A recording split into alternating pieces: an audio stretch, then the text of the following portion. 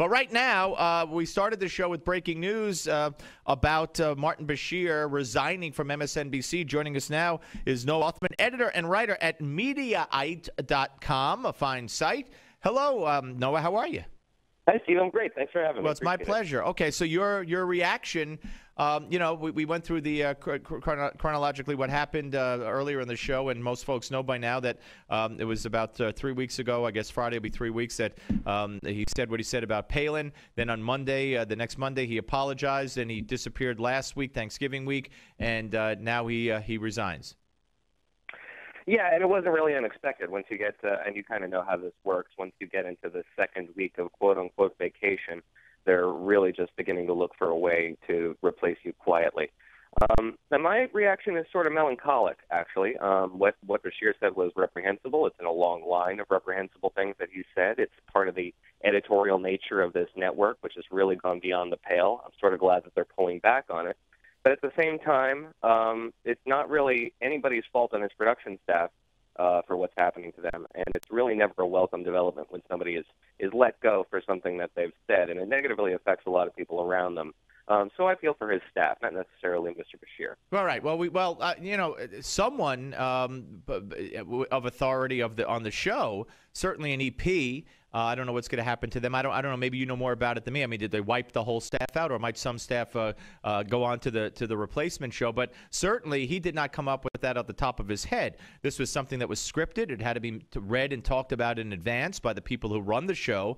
So if they go, and again, I don't like to see people go over what they say either. However, if he had been on the right and said it about Michelle Obama, he would have been gone in about 30 seconds. Absolutely. Yeah. And there's a double standard, and a double standard exists, which is, a double standard is a standard nonetheless.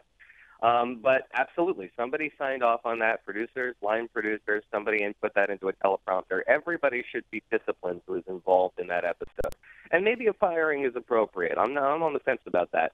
But there's a whole lot of people under whim who are certainly going to suffer as a result. There's going to be some redundancy. Any speculation? I was speculating earlier that it could be, maybe now that he could stay in the country, Barack Obama's uncle, who claims that Obama lived with him for 3 weeks in the 80s, and Obama says he never met him, which to me is amazing because, you're your brother's keeper and your sister's keeper, says Obama, but he has an aunt in Massachusetts who was living in squalor, and now he has an uncle who's been here illegally since 1992, and Obama says, who? I never met the guy. Anyway, I thought maybe he's got a lot of free time, and he'll be in the country. Maybe he could move right in and not miss a beat.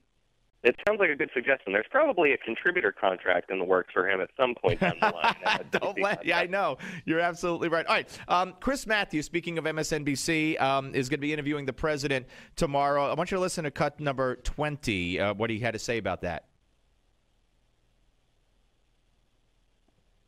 And do we have it?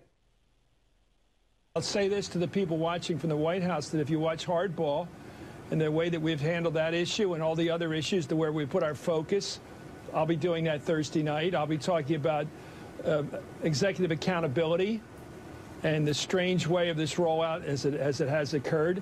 I think I would compare Andrea to a brilliant writer, perhaps, with a great theme who turns in a paper with a lot of misspellings or bad handwriting. Yeah. Oh boy. What could we expect now? This I think you mentioned in your on Mediaite that the administration was trying to avoid this kind of an interview, but I guess they feel they need it. Well, Matthews has said before, as a measure of him and his colleagues' neutrality and credibility, that the president has avoided that network over the course of his presidency. But it doesn't occur to him that these breaking the emergency glass now might be indicative of some form of trouble that they're in. And what's wonderful about that clip is he's demonstrating no self-awareness about how that could be interpreted as maybe you're not the best candidate to be interviewing the president. Right. I'm tipping him off. Here's what I'm going to say. And by the way, I love the guy. And here's what I'm going to ask him. And he's a genius. So, come on. Just come on. That's hard-hitting criticism in his estimation. You're misspelling on a brilliant paper. We're talking to Noah Rothman, editor and writer at Mediaite.com. All right, a couple more if we could squitude, which would, on first glance, would lead me to believe hard-hitting talk shows, maybe get some conservatives in there, opinion, sharp edge. Instead, he's talking about documentaries. Yeah, very strange. And I haven't seen the transcript of that full interview, but what was published in Capital New York did not mention one of the greatest ratings grabbers that network has right now in its time slot, which is Jake Tapper's The Lead, which couldn't be a more hard-hitting news show. Right. It kind of goes against what he's trying to pull off there. And breaking news within the last couple of hours, former CNN host Glenn Beck is going to be returning to the network for an hour-long slot with SC Cup on Friday, leading us to believe that the attitude, at least, is being tried out in a very a block that you don't have to really worry about necessarily. It's a real test block. So you're saying they're going to do an hour together, just in Crossfire land, or what? It's an evening program on Friday night, and SC and Glenn Beck are going to be joining each other. I don't know the details beyond that, but that's indicative of the amount of experimentation that they're going to try to pull off here. It should be very interesting to watch. Yeah, no, absolutely. And we don't have to. We got 30 seconds. Sensitive to the families. I can't imagine what they went through. But it's like when on 9/11 in the documentaries, they wouldn't show the bodies jumping out the window or hitting the ground because they didn't want to offend the victims. I mean, if the families don't want to watch, with all due respect, turn it off. Yeah, exactly. And you say morning graphic material, we're about to broadcast that, get the kids out of the room. That's fine. I don't necessarily have a problem with that. It's a part of news gathering. You have to see the bad stuff. Right, and CNN's on there quoting from the tapes, but they won't play the tapes yet on Tapper's show. I don't get the whole thing. Anyway, Noah, we'll have you back, I hope, and thank you very much for coming on. Appreciate it, Steve. Have a good one. You too. Noah Rothman, editor-writer at Mediaite.com. When we come back, Glenn Beck on CNN for an hour, huh? When we come back, Governor Bill Richardson will join us right here on the Steve Malzberg Show, Newsmax TV and radio.